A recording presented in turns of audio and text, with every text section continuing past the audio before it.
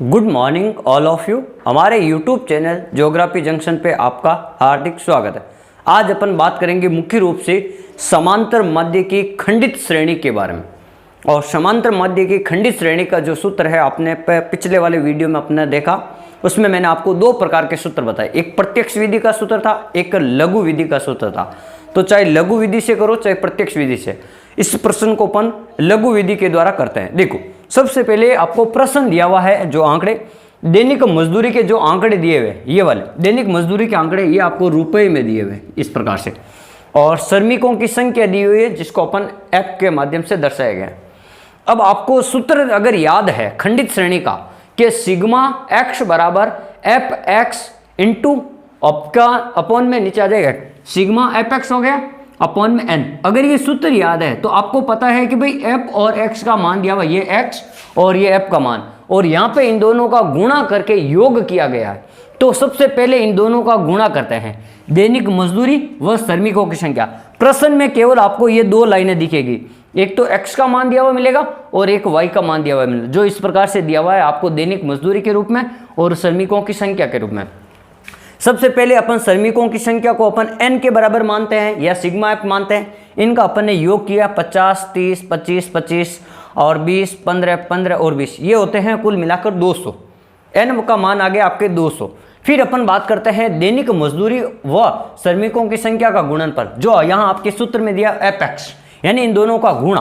तो सबसे पहले 62.5 को मैंने 50 से गुणा किया। जैसे एक अपन संख्या को गुणा करके आपको बता देते हैं, जैसे 62.5 है, इसको मैंने 50 से गुणा किया। तो देखो 0 0 0 इंटू 5 5 25 25, तो ये 5 आ गए, पीछे बच गए 2, 5 2 10, 10 और 2 12, पीछे बच गए 1 और 5 है 30 और 1 31। तो इस प्रकार से 0 5 2 1 3, कितने के बाद में पॉइंट, 1 के बाद में पॉइंट, तो ये आ गया आपका 3125। तो देखो यहाँ पे 3125 है, यानी एफ और एक्स को केवल और केवल गुणा करना। तो 53.5 को 63.5 को गुणा 30 से गुणा किया तो ये संख्या आ जाएगी। फिर 64 को 25 से, फिर 65.5 को 25 से, फिर 66.5 को, ही सब संख्याओं को गुणा करोगे तो ये मान आ जाएगा आपके पास में। अब इसका आपको सूत्र में दिया हुआ है एफ एक्स का आपको योग करना, तो अपन ने सब का योग किया तो आ गया आपका 13,000 आपका 40, सबका योग आ गया 13,040। अब केवल और केवल जो आपके पास में फॉर्मूला दिया हुआ उस फॉर्मूले के अंदर अपन रखते हैं। जैसे ये आपका फॉर्मूला दिया हुआ बार एक्स बराबर sigma f x upon n, इसमें अपन ने बार एक्स बराबर, यहाँ सिग्मा एफ एक्स का मान आपके पास में दिया हुआ 13,040, तो ऊपर 13,040 अपॉन में एन का मान आपके पास में दिया हुआ यहाँ पे 200, तो यहाँ नीचे रख दिया 200।